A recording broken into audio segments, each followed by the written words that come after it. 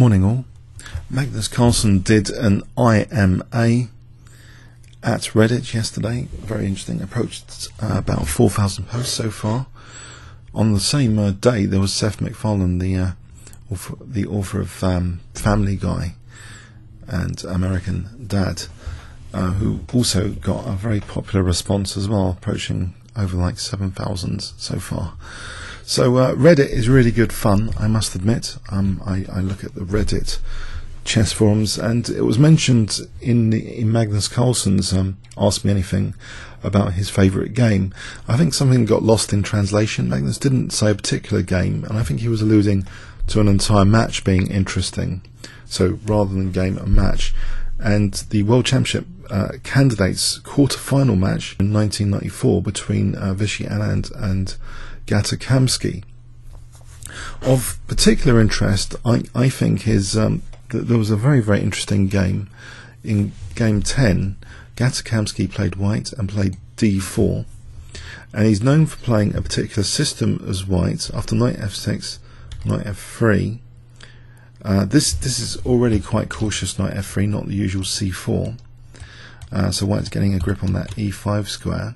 Black played c5, and instead of the adventurous d5, which might create some dark square weaknesses usually, but white gets a space advantage. It's just more controversial than what was played, which is a much more solid option here. I mean, usually d5 is actually the most popular move played, or even just c4 or even e3, but actually c3 was played, and we get a kind of this kind of system is Torre, London and Colle systems. They're kind of quite close relatives of each other, these systems.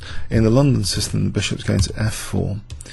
I think Torre and Colle systems, bishop's going to g5 quite often, and then usually white plays e3 and then plays later for an e4. So it's a solid nut to crack from black's perspective. Vishy played g6 here. After bishop g5, there's a move which kind of tries to exploit a kind of weakness of the last move here, that the bishop's neglected b2. Black immediately strikes at that with queen b6. Theoretically, in this position, actually black usually overwhelmingly actually plays, I've got 81 games of bishop g7, doesn't try and exploit this b2 pawn, and it falls down dramatically after that with knight e4, just 2. So queen b6 is kind of very, very rare in this particular position. So it's interesting what white did to exploit this. Well, white here doesn't bother passively defending the pawn with, say, queen c1, but more aggressively defending the pawn with queen b3, and it offers potentially dynamic play now.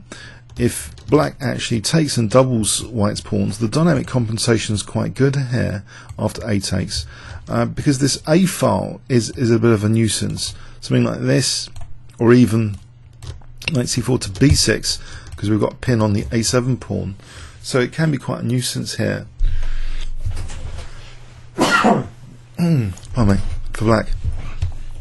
So after queen b3, in fact, Vishy didn't take on b3. He played actually knight e4, which again, it tries to exploit the bishop, but knight might not be that advantageous to do that here.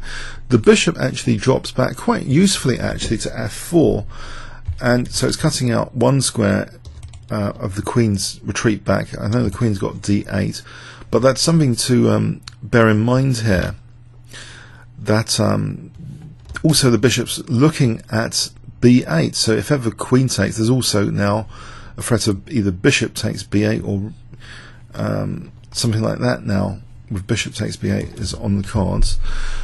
And Vishy again here actually perhaps should play something like d5.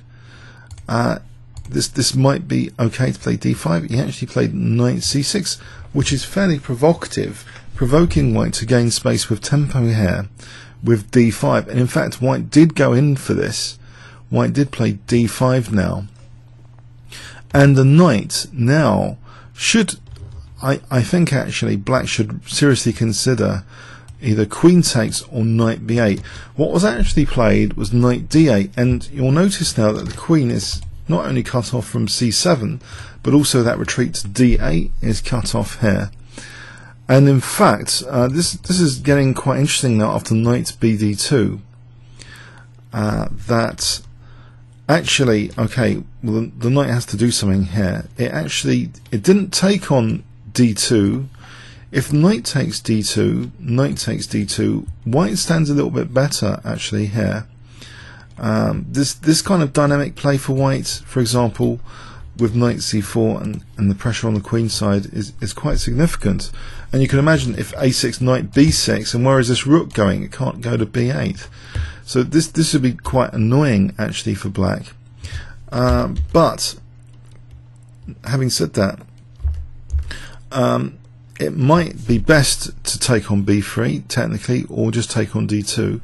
Instead, Vishy played knight f6, and from this very, very quiet kind of modest opening now, white is actually doing very well after e4.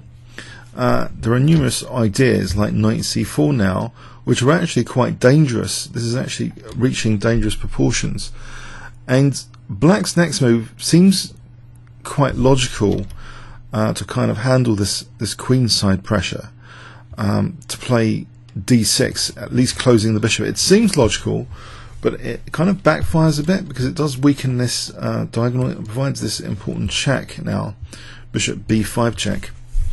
And already black's position might actually be now, believe it or not, technically lost, because after bishop d7, white now plays a4, and the big deal of this is that e5 is actually really, really dangerous. If white can actually encourage d takes and bishop takes, then this c7 square means that knight c4 is actually threatening to win the queen. This is something to really bear in mind here.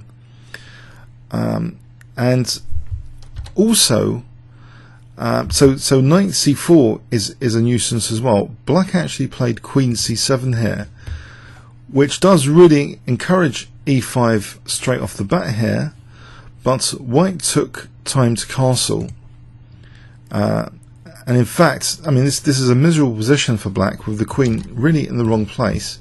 After bishop g7, e5 is played now, and trying to open up the e file as well is very, very useful for white to aim for here. Black played now knight h5, and we see now e takes d6, e takes d6, and it's a really an opening disaster after rook f e1 check. So black's not even able to castle now. The rook's not connected. But even worse now is the forcing move bishop takes d7, because after queen takes d7, can you guess white's move here, which really finishes the game basically? If I gave you 10 seconds starting from now. So Gata Kamsky to play. So there's move 17, believe it or not, so it's counted as a miniature, this game. So white play, what would you play here with white?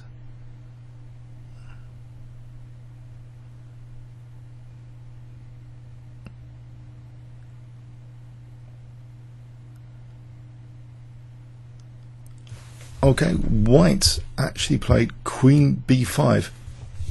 So using that a pawn, it's possible to do this, because the point is, if queen takes b5, then white actually plays bishop takes d6 check, and after king g8 plays a takes b5, and this is really, really horrible for this rook e8 check threat. The knight can't actually help. I mean, it's stuck there at the moment, so it can't move. If bishop f8, rook e8, it's just a total disaster. King g7, and now white can play bishop e5 check. Okay, here, if knight f6, then knight e4. That's no good. That's a horrendous pin. and if f6, then bishop c7 here, and black is losing material now. What can he do about the knight on d8? Black's best might be bishop d6, and we can just take the rook, and then at least exchange up. We're still dominating the position. So queen b5 is really quite a crushing move there. And it was the final move of the game.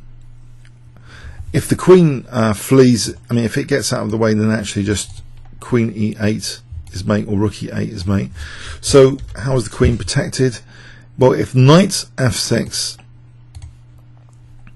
then okay, queen takes d7, and then bishop takes d6, and then rook e8 check is horrible for black.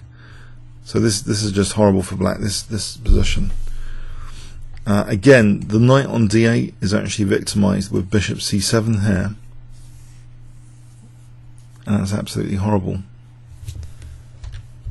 So yeah, a very, very short game. But I'm not entirely sure that Magnus was alluding to this particular game. I think he might have researched this match and found it interesting. So yeah, I hope you enjoyed that one.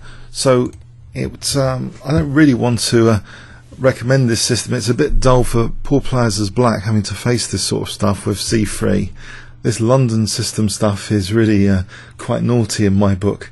Anyway, comments or questions on YouTube. Thanks very much.